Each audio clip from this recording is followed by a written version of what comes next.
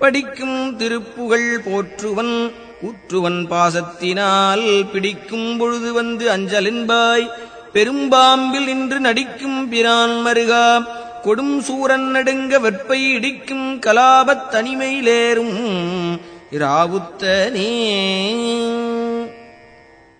ஸ்ரீ அருணகிரிநாதர் அருளிய கந்தர் அலங்காரம். பாடல் 50. தலைப்பு படிக்கும் திருப்புகழ். விளக்கம். காளிங்கன் என்னும் பெரிய பாம்பின் மேல் நின்று ஆடிய திருமாலின் மருகரே, சூரபன்மன் நடுங்குமாறு கிரௌஞ்சமலையை பொடிபட செய்த பெரிய தோகையை உடைய மயிலின் மீது ஏறி வரும் சேவகரே, தேவரின் திருப்புகழை எப்பொழுதும் ஓதுபவன் நான்.